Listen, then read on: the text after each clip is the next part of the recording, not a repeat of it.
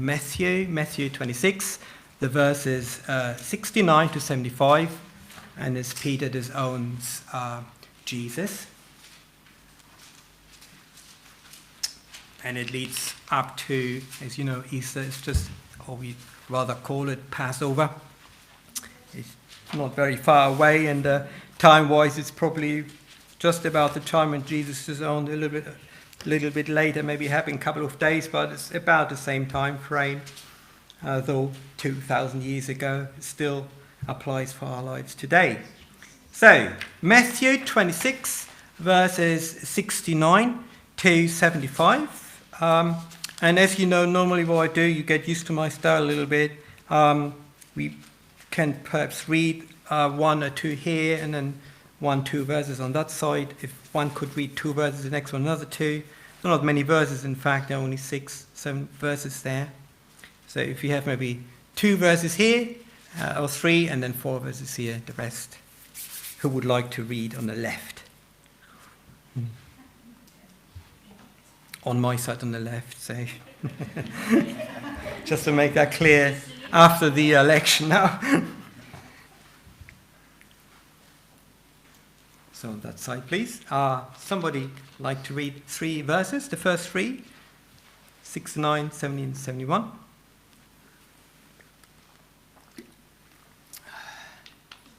Okay, thank you very much. Oh, well, next time then. Okay, you're all welcome, Ronja. Now Peter sat outside in the courtyard, and a servant girl came to him, saying, "You also were with Jesus of Galilee." But he denied it before them all, saying, "I do not know what you are saying." And when he had gone out to the gateway, another girl saw him and said to those who were there, "This fellow also was with Jesus of Nazareth." On that side, please. Verse 72. 3 verses also. Yes, please. And again he denied it with an oath, "I do not know the man." After a little while the bystanders came up and said to Peter, "Certainly you too are one of them, for your accent betrays you." Then he began to invoke a curse on himself and to swear, "I do not know the man." And immediately there was stir crowd. And the last verse, 75. Would like to read the last one? And Peter remembered the word of Jesus who had said to him, "Before the rooster crows, you will deny me 3 times." So he went out and wept bitterly. Yeah, thank you so much for reading. It's such a well-known text, really. But still, there's so much new information in there when you study the word for not just a couple of minutes, but a few days. And that's the word. It's a living word. Before we go into our text today, I would like to give you context, a pre-context to the story here we are reading, which actually happened in reality. Is a great reminder of us what this Peter was all about and what he has become later in life and walking with Jesus.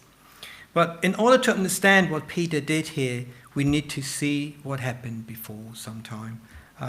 It's easy to judge people by what you see straight away without looking in the past. You make wrong judgments. So Peter was with Jesus for the last 3 years, and now they've reached Jerusalem. And Jesus said in chapter 26, verse 1 to 2. Somebody please reading it for me. It's the same chapter, 1 and 2. Just the verses 1 and 2. When Jesus had finished all these sayings, he said to his disciples, "You know that after 2 days the Passover is coming, and the Son of Man will be delivered up to be crucified." Yeah.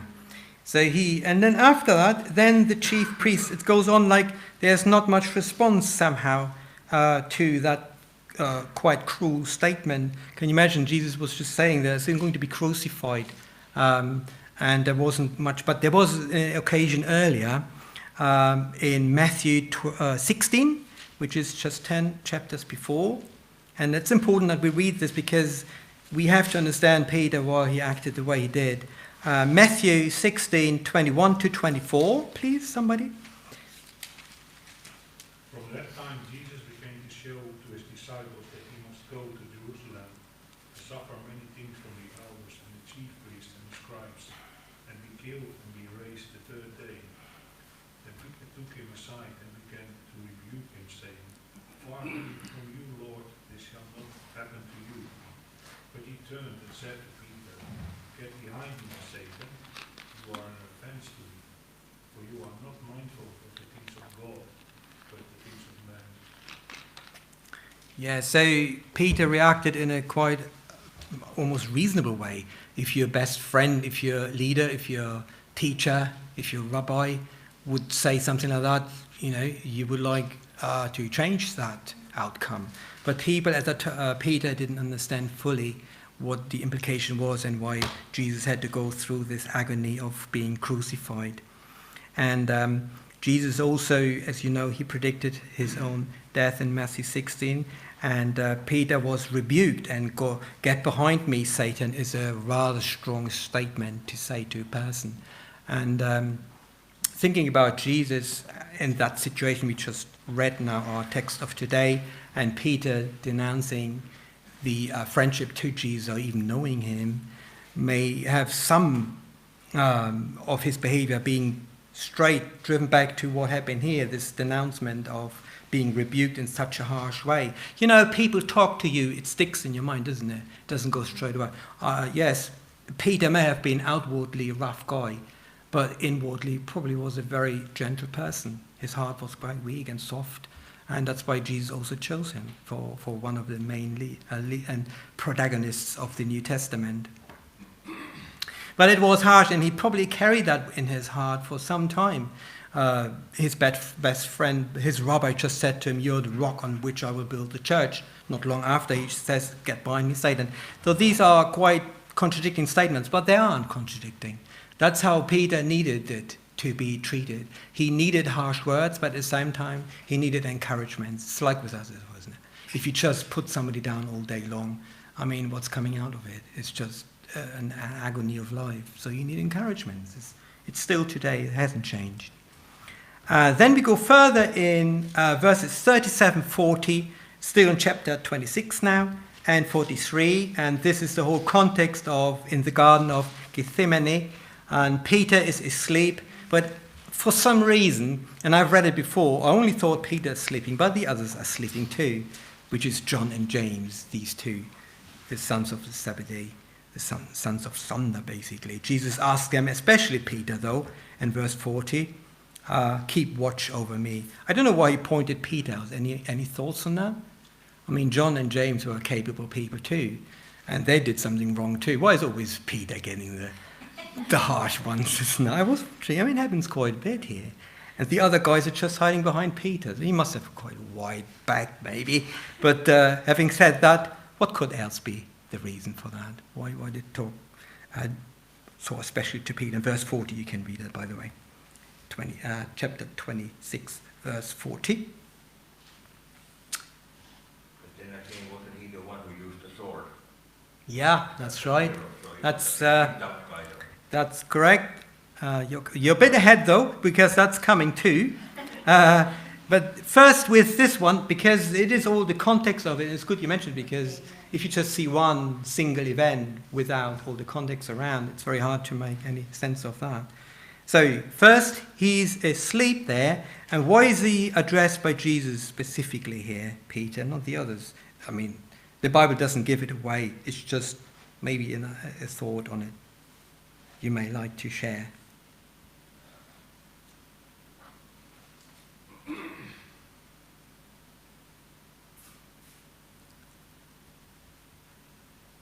at least from what I know, after the Lord, Peter was the one that was doing the flock. Yeah. So I'd probably say that's why he was addressing directly more often than the rest.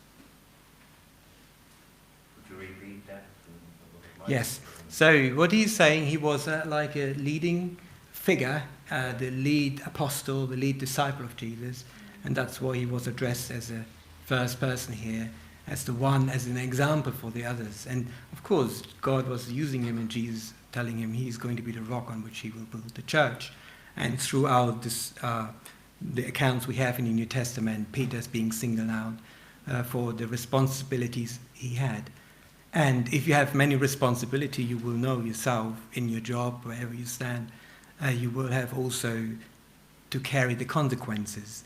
If you are in a slightly higher position, you may not be responsible for whatever happened. Let's say a managing director, and there's some problems in the company, and who's going to go? It's normally the director, although maybe a worker did something that was wrong.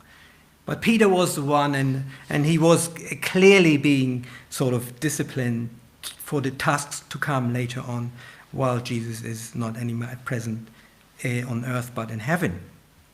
So that was a very good explanation. I think that would make a lot of sense here in our context. And then it says, to go further in verse 41, here it says, Jesus then asked him to watch over Jesus. It doesn't say watch over or with Jesus in your translation. I was just curious here about this little preposition, over or with.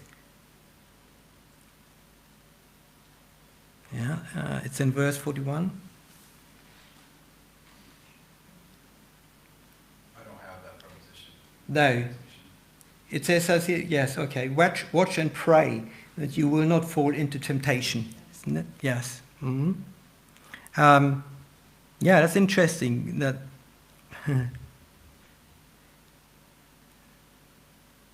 the word watch actually occurs 23 times in the New Testament, if you just concentrate on the word watch, and it could also mean vigilant. Watch because your adversary, the devil, as a roaring lion, walketh about, seeking whom he may devour. From 1 Peter 5:8, and it's the same word, be vigilant. So Peter, in a way, he needed not to, it's strange to think about that Jesus needs somebody to watch over him. It just is not feasible.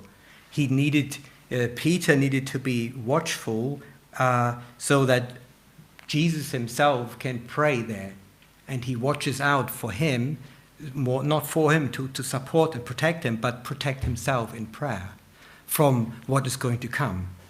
Because we know that the story continues, as you were pointing out quite correctly there, that soon after all the officers came and from the high priest, and then Peter, what did he do? What was the first thing he did?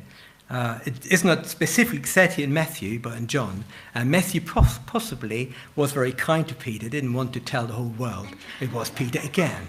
Yes, we have heard that now. No, Peter, I take care of that. I don't mention your name. But John, these guys that were fishermen together, they knew each other. Yeah, all right, I don't mind mentioning him. He has mentioned my name, why not, So they're friends already. With friends, you do tend to be a bit more direct, don't you? That's just the way it is. And so John gives an account, says it was Peter. And Peter, what happened if he hadn't slept? I mean, it's just a conditional sentence, obviously. If he had done what Jesus told him to do, to be vigilant, to watch, he probably wouldn't have risen up and out of an act of just despair, cut somebody's ear off. After walking with Jesus for 3 whole years, Jesus was healing people, not killing and neither injuring them. So you think, what has happened to Peter here? But it's just a little incident where, be watchful. The adversary is just around the corner. So pray and watch out for it, not like looking for it, but just stay on guard, that you are prepared. And the sword, I found it quite interesting. Just while I was sitting downstairs and I thought it's all done, and then that thought came to my mind. And somehow the word sword came to me, because I remember the sword as, what do we all know the sword from the biblical context? What is the sword? Say again, Faith? The truth, yeah, which is written in our word, isn't it? A double-edged sword. And, Peter uses the sword in the wrong way, doesn't he? He should rather have used that one and forgive. That's what Jesus did, isn't it? And what did Jesus do? He took the ear and put it back on. I mean, only Jesus can do that. Jesus asked to bring the sword. Say again? He asked to bring the sword. 2 swords. Yes, the double-edged sword. Absolutely. But he refers, of course, always not as a killing machine to kill people, but to get the truth, as you said as well. It's the truth. It's related to it. And I was going back exactly to the verse in Hebrews 4:12. Maybe it's good to read that verse, just for me paraphrasing it. It may not be right. Let's read it as it is written down in your translation. Hebrews 4:12.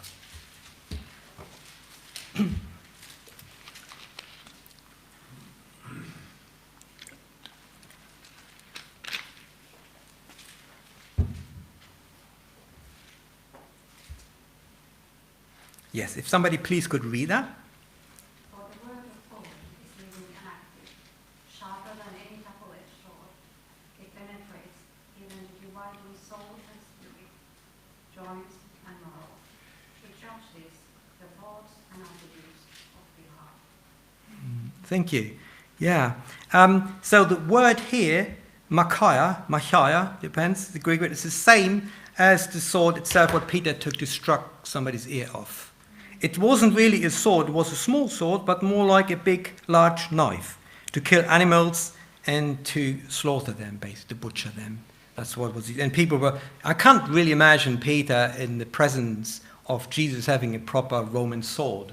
That would have been a quite incompatible picture, wasn't it? But mind you, while I was in Pakistan, we had an outreach there for 2 weeks. I had a personal guard, and he had an AK-47 under his rock. And I was quite nervous because I served in the army, and we know how dangerous these machines can be, machine guns. And People probably don't know it's automatic rifle. say again? People doesn't probably know that AK-47 is automatic rifle. Yeah, possibly not. That's right. It's a deadly machine gun, and having that guy next to me, I saw people killed by it, by friendly fire.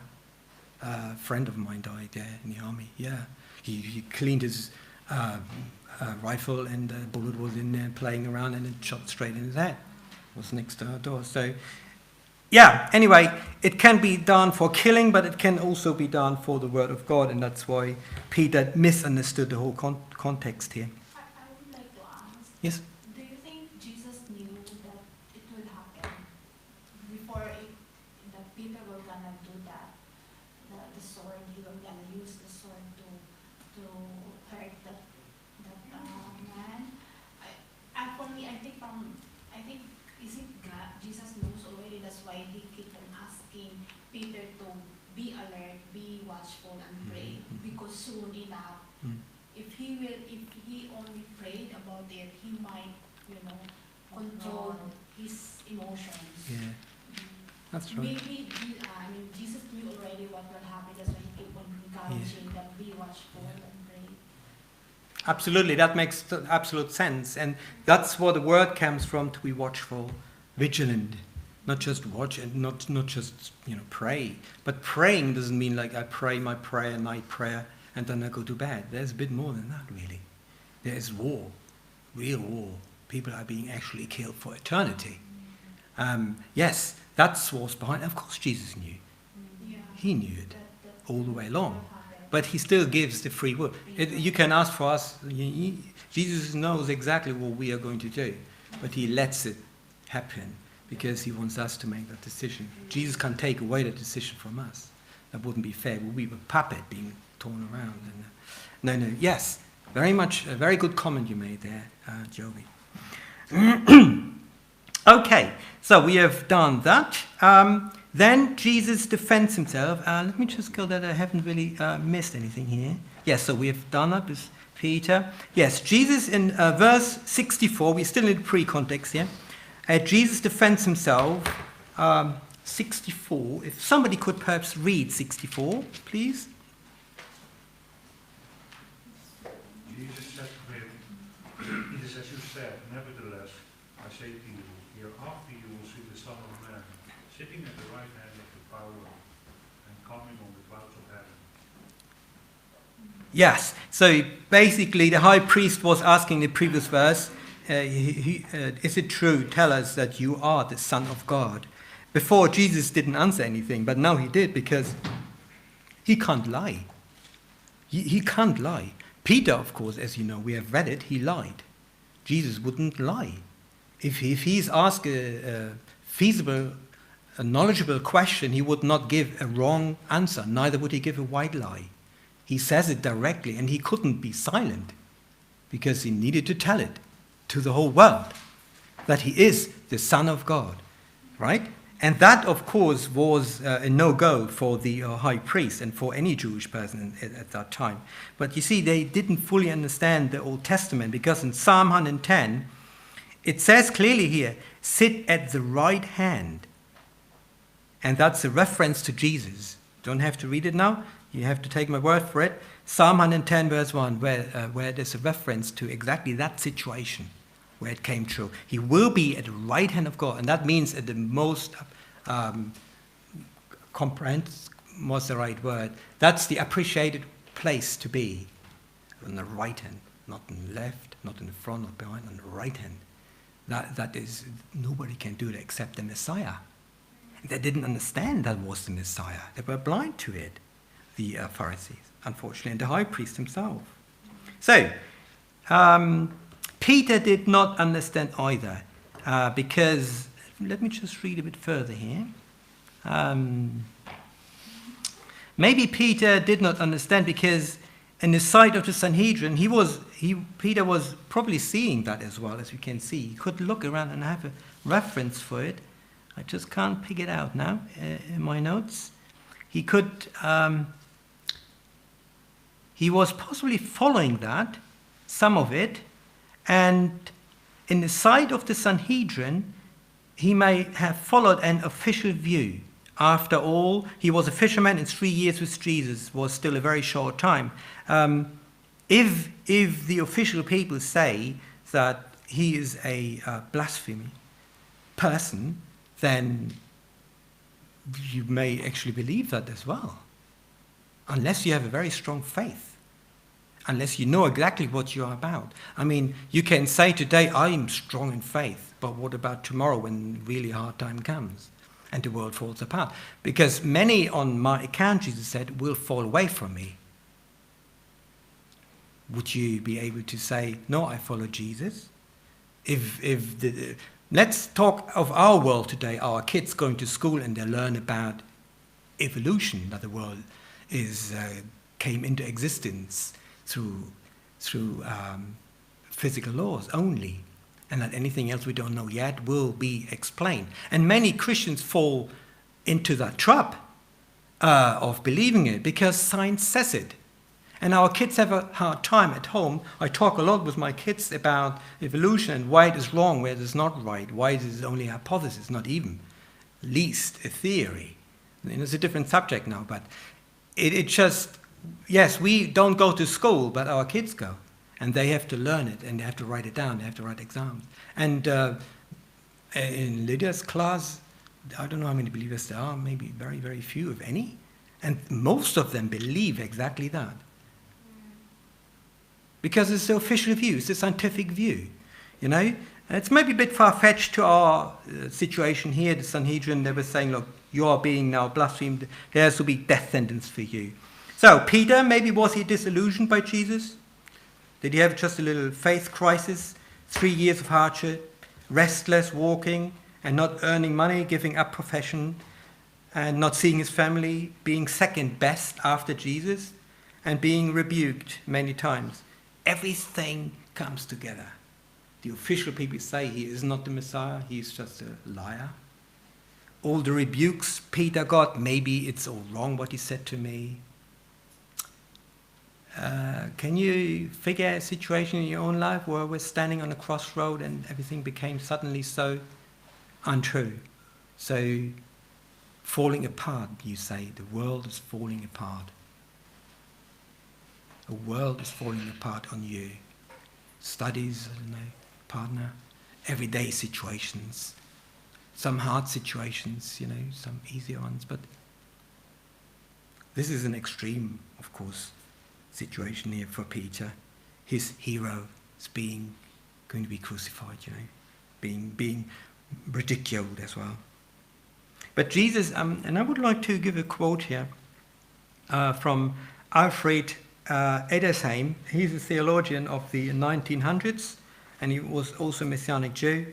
And he said, Peter's character, that's now a quotation, Peter's character as among the disciples, the likest to that of Judas. Peter was most in danger that night, but he had faith in the Spirit of Christ. And he refers back to John 6:8. So I wouldn't have said that going that far to compare him, but it comes naturally because Judas, of course, he also denounced Jesus and he even betrayed him. But he never saw the resurrected Christ, didn't he? He committed suicide before. And Jesus was holding his hand, of course, to both of them. But Judas was the one who rejected the hand altogether. Whereas Peter was still following Jesus, though, wasn't he? He could have gone somewhere else, going back to the north, where he came from, Galilee. No, Jesus is not gone, let's forget it. No, he basically went and wanted to see what's going on there. Now, let's go to our verse 69. It says here, the palace or courtyard, where he was going. And now we're coming to that where actually Peter was seeing some of the trial that was going on, which I referred to earlier. 26, verse 69. Now Peter was sitting out in the courtyard, and a servant girl came to him. So this palace or courtyard was a large hall or court belonging to the residence of the high priest. And Peter was sitting out in the court. The interior court was enclosed by the house. And Mark adds below in the court, i.e. below the room, properly on the ground floor, where the examination was going on. And now it comes, if this room were open towards the court, where it was happening, the so-called Sanhedrins, possibly not an official meeting, but usually were 70 people, the high priest as well, and there was sort of this, they couldn't make any judgments on Jesus because it was the Romans. They only could do that. They could discuss it and bring it to the Romans, but there was no possibility of bringing a death sentence to any person. That was up to the Romans. But they could discuss it at least and bring it to the Romans. So in this room, if it were open towards the court, as was sometimes the case, then Peter could see something of the trial. And John tells, that's something, please, would you like to read John 18, verses 15 to 16. John 18, verses 15 to 16. So Peter was still outside, right? He wasn't in there. He was outside, and there was that girl standing on a door, letting people in or out. So he was still outside. So he really was drawn to Jesus in a way. John 18, 15 to 16, please. Somebody could read it. And Simon Peter followed Jesus, and so did another disciple. Now that disciple was known to the high priest and went with Jesus into the courtyard of the high priest. But Peter stood at the door outside. Then the other disciple, who was known to the high priest, went out and spoke to her who kept the door and brought Peter in. Mm-hmm. So that's an interesting little twist to our story, isn't it? What I read in the commentary, that this was John. He was somehow known. I don't know, isn't it, Pastor? I've read that, and that's an interesting fact that he knew the high priest. But anyway, he had the authority to let Peter in, basically. So sometimes Peter needed to follow his friend John, who basically, first he names him, but now he doesn't name himself even, to remain anonymous. But we have sort of figured it out, and more intelligible people there in the past, that this was actually John letting him in. So Peter could see something of the trial and what was going on. But then he warmed himself, and I found that phrase quite interesting. But warming one's self with Christ's enemies has its danger. If you stand around the wrong people, you will have to give a testimony at some stage in your life. You can go along for a few weeks, days, maybe, if you start your education, if you start your training, apprenticeship, or or something like that. Sometimes you don't always have to straight away sell who you are. Say to people, I'm a Christian, I'm born again, and I do this, and I go to church. Now, possibly you can be a bit smarter sometimes, a bit more slowly starting to get in. You can be direct if you want to. Depends how the Spirit leads you. But for me personally, I found, give it a bit of time, get to know people a bit, and then talk about Jesus in the right time. when Jesus tells you. It's not always... I think the timing is important for us to bring the gospel to others, isn't it? So it has to be the right time. And if you stand around for too long with unbelievers, what could happen? What happens if you're too long amongst the unbelievers entirely, and you're not going to the believing people? Let's be really direct with this, because unfortunately this happens a lot. What can happen? Doesn't have to. What can happen? Faith? You can be influenced by Influenced, yeah, by the thinking of these people.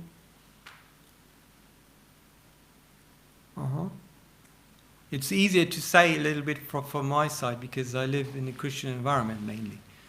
I think my children in school from a Christian background have a much higher time there, or at studies. But it's also possible that he was simply cold. Say again? It's entirely possible that he was simply cold and wanted to warm himself, and nothing to do with the company. Yeah, of course, clearly. A simple fact, he was cold, and he wanted to stand there. Yeah. But remember the whole context of it. Jesus, why did Peter go there in the first place? Not because he was cold, was he? Why was he going there? There is an interesting parallel. Judas betrayed Jesus and hanged himself. Yeah. Peter denied Jesus and repented and still wanted to follow Jesus. Thank you. That's the difference. That's a very important comment there you've made. And that brings a new light on Peter, doesn't it? Suddenly, from somebody who denounced Jesus and disowns him, becomes almost a follower. Because what did bring him into the court, it not necessarily the fire. I mean, yes, it was good. It was a good side effect, I would say. He wanted to see what would happen to Jesus. Yeah. He loved him, didn't he? He wants to know him. He in his heart, he loved him, didn't he? He wanted to help even. He cares, yeah. He knew he couldn't take the sword. He understood it. But he knew that... yes, Yeah, I okay. don't want to interrupt. No, Because it's also says somewhere that Judas also repented, but he never got the name of Jesus. that's right. Yeah. That's what the word is. Thank you. It's a very, it's tragic to see these two figures in history going so, but then it's the reality of today too, isn't it? I'd like to ask you, there's do so- you think if you would have come to Jesus, Judas, do you think would have Jesus accepted him? If he had repented, of course he would. Yeah. That's all repentance. Yeah. Yeah. But he knew it wouldn't happen because he knows. He knew everything. That's it. It's done. History done. Once history is completed, you can't change it anymore, as much as you like to. It's done and dusted. Forget it. As long as you live, you have a chance to change your future and you change your present time. And Jesus was in love of Jesus. He loved him, of course, and he wanted to help, but it seems like he couldn't, and he didn't understand that actually he shouldn't help. It wasn't really his man. All he needed to do is what? Be vigilant. Be watchful. Be watchful that the adversary is not kicking him again in a neck, and he may leave the faith altogether. Okay, so the servant girl, Mark, it says, of the high priest, kept the door, and we just said it now, John 18, you also were with Jesus, it was asked. What does this with Jesus mean? I mean, it's a semantic question, but obviously with Jesus, what can it imply? What is it with Jesus? Be with Jesus. What is it? Well, everybody there was with Jesus, but there were certain people who were with Jesus. Yeah. Yeah. That's correct, yeah. What else? He was a follower. A follower of Jesus, yeah? It goes a bit further than simply saying, I know Jesus. People know Jesus. Basically, possibly it's part of history. Yeah? Yes, believed in him. It's knowing Jesus by the historical figure of Jesus will not bring you to heaven. Not at all.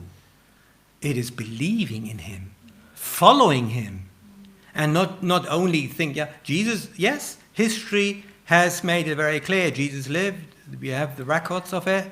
Josephus, many others have written it down, not only Christians accounts in the church, but Jewish writers and other writers, historians, Roman historians. We have it, black or white. So he was a figure there, but going further than believing in a Jesus, and you find it in textbooks, believing that he's the Son of God. Wow, that's something else, isn't it? And that's what the question really employed here. This does not mean physically with him in the temple, or in any part of Jerusalem where she possibly might have seen him. I mean, he was in Jerusalem more often, so she was a servant there at that door. She was probably maybe letting him in at one time or the other, but he knew, this girl, that this Peter was a disciple. Can you say that? Can you confess that yourself, being a disciple of Jesus? Yuka. Isn't it interesting? Two people were crucified with Jesus, and they were with Jesus, but only one said, "Remember me." That's correct, yeah. They Yes. both blasphemed in the beginning. One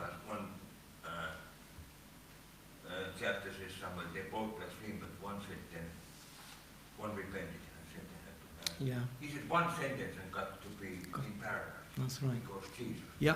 So it's with Jesus. That will bring you there. Not that Jesus was there as a person. But this girl, coming back to our text, he was a disciple of his, those that believed in him, embraced him as a Messiah, and now he just came as a spy to see what would be done to Jesus. Peter becomes a spectator of Jesus, basically.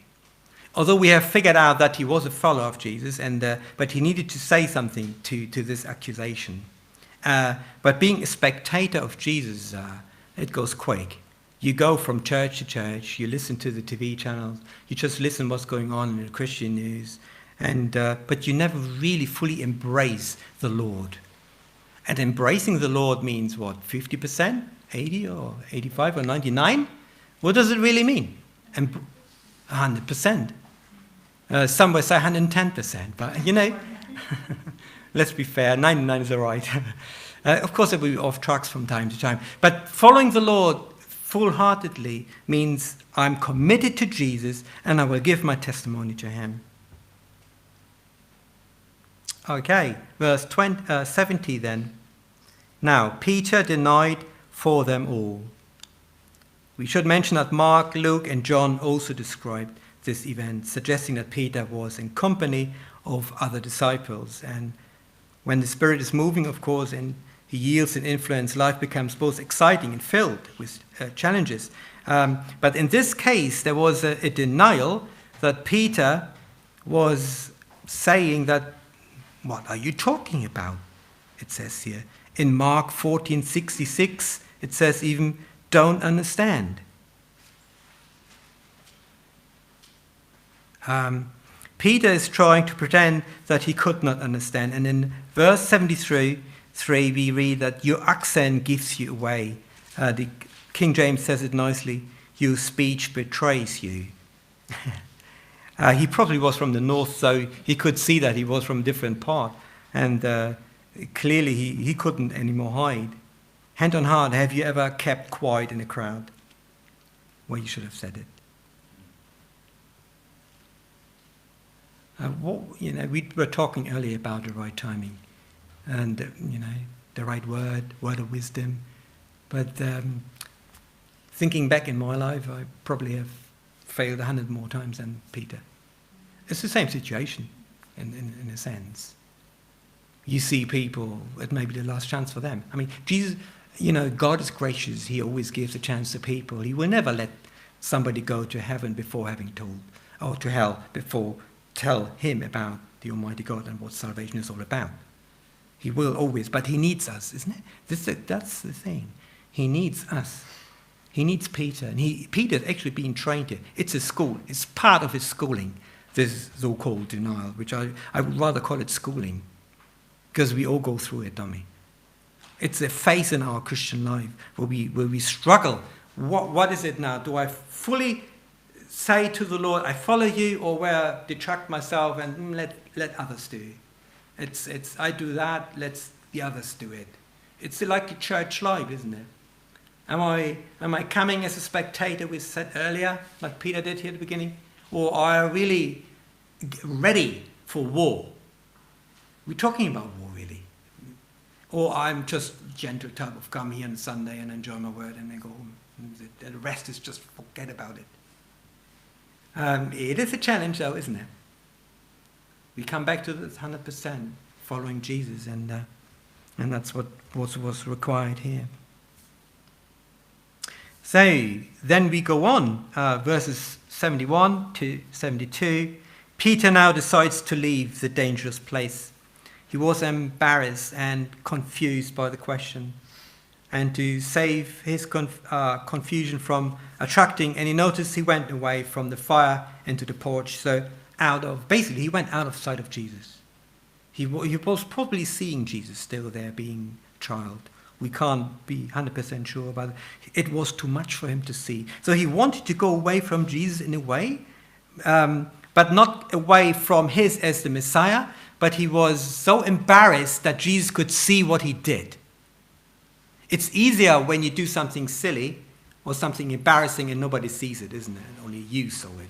But if your best friends, your people, your acquaintance with, see it, it's a different matter of embarrassment. And Peter knew it. And, Peter still saw Jesus possibly as a man, more than God, in this moment. And I guess, people have asked me, I don't know if it happened to you, would you believe, I would believe if Jesus were here in present and talked to me. On the street, people honestly have said it to me. And my answer is, if you don't believe Jesus in the spiritual sense, you won't believe him then. Because look how many believed then. Almost none at the end. He was totally alone. Even Peter left. Not just Peter, the other disciples too. They all went away. So it was not just that. Okay, so if Jesus were suddenly appearing here, you would suddenly find all sorts of answers why he's here. And, the news would say imagination or something like that. The faith will still not be there unless you believe in the Messiah of Jesus Christ. Yeshua. That's something else then. And Peter, of course, he believed in the Yeshua, but he was embarrassed by Jesus. So, will it solve anything for you going out of sight of Jesus when you've got a problem? Or when you feel weak in your life? Why denying? What happens when you leave Jesus? What's usually happening? How does it manifest? Not necessarily in big things, but also in smaller things. In day-to-day situations. What happens if you leave Jesus for a little while, here and then? What can happen? You start to doubt.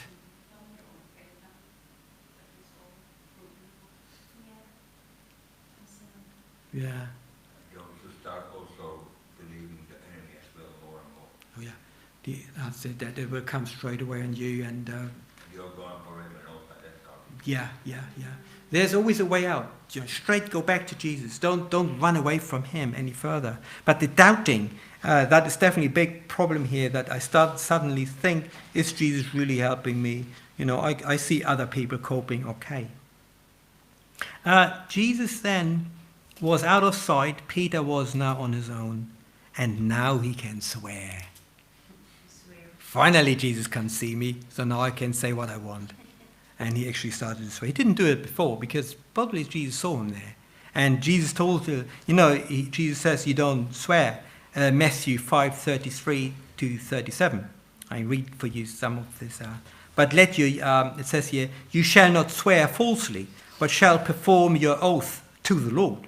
But I say to you, do not swear at all. That was an Old Testament reference, and now Jesus puts it right. And he said, but let your yes be yes, and your no, no. For whatever is more than these is from the evil one. Wow.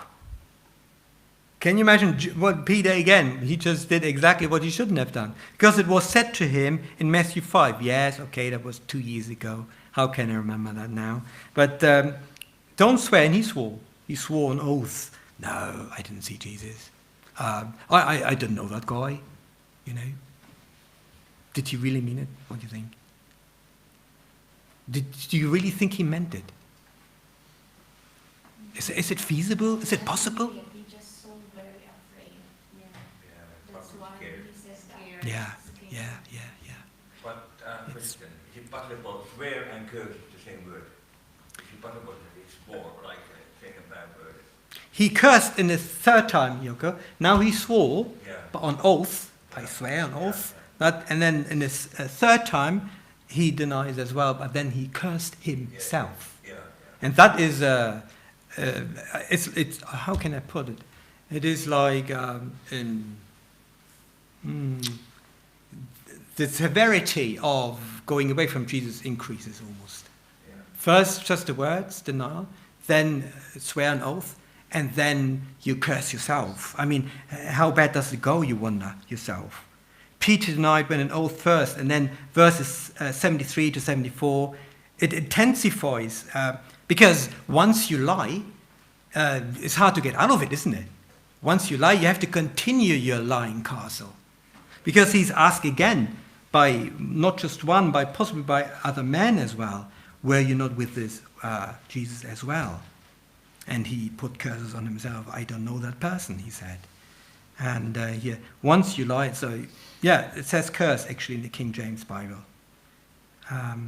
Cursed himself, other translations. To wish cursed on himself. It's easy to condemn Peter to say such harsh words. But remember, he just saw what they did to Jesus. That he was basically, Jesus said the one on the cross is going to be cursed. But for what? For all the transgression. He mixes everything up now, doesn't he? He is there simply to what? To be watchful for himself. Just watch yourself. Be vigilant. The devil is still around. Just be vigilant. Don't go off track. Don't go away from me. But where do you curse yourself sometimes, I was wondering, when it gets so desperate in your life? Have you ever done that? Have you gone that far? That's quite a meaning in it. Have you done it in your own language even? Cursed yourself? Or cursed others? I think What does it really mean, cursing? I think I think that it speaks of pronouncing anathema on himself. Mm-hmm. That he's saying, if I know this man, then I pronounce anathema to myself. In other words, I'm not lying, even though it's a lie. I'm not lying to you. I don't know him. And if it turns out that I do, then I pronounce anathema on myself. So that's kind of Yeah. why it was a lie, of course. So. Yeah. But it was a lovely, wrapped up lie in a way, in a good way. And that was a very good explanation, actually, because he still left a way out of it for himself, if. But at the end, what we have just figured out is that he followed Jesus, didn't he? He was just afraid. That's all what he was. That's all what he was. He was fearful for his life. And does the Lord permits us at a very certain time to run away? Is it possible? Does it happen? It has happened to me, Lena? I just don't think there's like a disappointment. This is not the Jesus I wanted him to be, and I hope that he was, and now I don't know him, I don't know this man who is following these things to happen. Big disappointment, yeah. yeah, it happened to me. Actually, I even wanted to commit suicide Right. 2 years, 2016. But I'm so thankful he didn't do it, Mm. or else I'm already in hell. Because Yeah. I was so depressed in my life. But everything during my first marriage. So I really wanted to jump in Abrayoki because I don't know how to swim. Okay. And I know most of the people really die there. So. But God was so, God is really so good. Because that time I remember it was, I think it was autumn, yeah. And then suddenly when I'm about to jump, the sun, it it rise up and it struck to my face really. So I was really crying, and I said, I will not do it anymore. I will not do it ever No. again. No, no. So You see, praise Faith, God. that's the whole story and account we're having I here. came to that point also in my life that I Yes. doubted him. Yeah, I said to myself that he's not a God. right. Yeah. Thanks to the Almighty Jesus, you're having doubtful times, but in your heart you still loved him. And you see, he carried you. He brought you still here, Just like with us. Peter also, I denied him Yeah. so many times. Yeah, in my okay. life, and Right. I never listened. Yeah. So did I. Many times. Much more often than the 3 times only. Doesn't this bring the most important thing now here? Whatever happened, go back to Jesus. Yeah. Yeah, Whatever happened. absolutely. Absolutely. He holds The his first hand. thing we can do is say, no. Yep. Yep, that's it. And that's the whole story. And that's the Easter story of today. I mean, let's call it Passover, right? I like that word more. That's what's Passover. He passed us over, We are going from our old life to the new one. And with whom? With Jesus. And if he hadn't been there holding his hand to you, Faith, that would be it. But because you loved him. And the same as with Peter. It's such a good wrapping up to our story, because what happened to Peter himself? Listen to that. I mean, of course, when you read, when he had these denials of Jesus 3 times, and then verse 75, it really comes together nicely. Somebody please, reading verse 75. And Peter remembered the saying of Jesus, before the rooster crows, you will deny me 3 times. And he went out and wept bitterly. Yeah. You see, wept bitterly, acrimoniously. That is, it is a repentance in this. That's where you came back, Judah, he didn't do that. He just killed himself. That was him. I mean, there's probably more to it. But Peter, he understood that he can't ever get out of sight of Jesus. And that is what he understood. And this very prophecy, the rebuke earlier, that where Jesus said to him, look, you will not on my account leave me, you will, Peter. And Peter before rebuked him even for saying that. And then Jesus said to him, look, before the rooster crows 3 times, you will do it, Peter. Don't worry, I know it.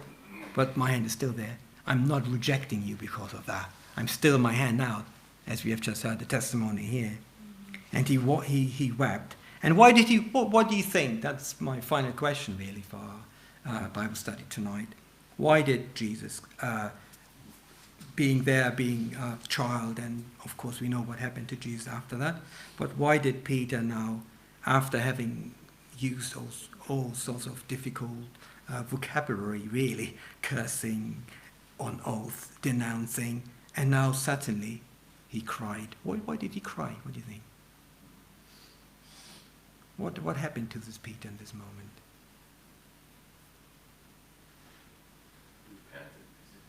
Yeah. I think a good question that we could ask is that what would have happened if he didn't deny the Lord? Because I think the main reason that he actually did deny the Lord was fear. And of course, it's a very fearful atmosphere. You see, the devil using so many people Mm. to crucify the Messiah. And, like the whole thing, and he was very fearful of his life, for sure. Yeah, But what would have really happened if he didn't deny? that's right. It's very, very, very good comment, because at the end he repented. I truly believe I sort of follow that. But he was remorseful. He followed Jesus all the while through. He followed him, but he understood that he cannot go out of sight of Jesus, never ever. And he understood the power of Jesus as well, because the prophecy in a way came through, isn't there? What Jesus said actually came through, true here in this very moment. So there are. I just want Bob, please. Because in answer to your question, why was he weeping? In 2 Peter, years later, Peter writes, he says, you therefore, beloved, seeing you know these things, speaking of things he wrote about, beware lest you also, being led away with the error of the wicked, fall from your own steadfastness. And he says says here in this, it's a very important word. He says, beware lest you also, putting himself Yeah. there as well, because he had experienced being led away with the error of the wicked, Yeah. which was his denial of Christ perhaps, Yeah. and fall from your own steadfastness, which was what Christ said to be watchful. Wow. So Peter writes, I think very honestly, He is. later on. What an account we have of Peter after this happened, isn't it? As you know, what became out of Peter. It was, we can say, part of his training. It sounds odd maybe in this very time, but now when we have illuminated the context of it, aren't we trained in similar ways? Where we have hardship, where we the testimony, other testimonies in your life. We are on a training ground, all of us, and it will never end our training. Don't think it will ever be perfect, because that will be where? Up there in heaven. That's it. That's one. Not here. But we are trained towards Him. And then repent when it happened. Repent, go back to the Lord. And how many times? 7 times 70. Forever, basically. I think that's the encouragement word of today. Let's keep following Jesus and go in His way. And Please, isn't it sorry. great that Jesus didn't say, you stupid idiot, he just looked at him, that's all. No, that's What right. did Jesus have to do? Yeah. Yeah. Yes, And absolutely. the guilt came and Yeah. repentance and I need you. Jesus. That's it. And He knew it all, didn't He? Yeah. Though being in a different room, He could see it, penetrating with His spiritual eyes. He's everywhere. Pray. Shall we? Also, one more thing is that if after that had happened, Peter realized everything that he had done, and now he learned from it. Yeah. That if only he be watchful and prayed during the time that happened, he Yeah. could have been not denied Jesus, because if he just only prayed while Jesus is in there in the court praying and praying on what's going on. So I think I've learned from that also, that if it happens to us already, I think when there's a time that in a circumstance like that you don't know anymore what to do, and you know that there will be like temptation that came into your life, we should be watchful and pray, Yeah. so that you will not fall into Yeah. temptation. Yeah, it's good. That's an important fact as well. There are many angles looking at the story, isn't it? But being vigilant, that's an important aspect too. Be vigilant all the time, of course. Be vigilant. Be watchful. Be watchful of what you're doing, so you follow the Lord in the right way. And sometimes it really helps us to avoid unnecessary hardship. But sometimes there's a different hardship, what the Lord allows. But yeah, be watchful. That's the one. That's a nice adding to that. Okay, I think we leave it. We can talk more maybe after we have finished, and then we can talk. There's a break, of course, afterwards. They were spoken. In the name of Jesus, we praise Him so much. And I think we shall pray together, if you like to. And I would like to, you can freely pray, not at the same time, but one after the other, if whatever comes on your heart. And if Pastor could maybe finish then the prayer, would that be okay? Thank you.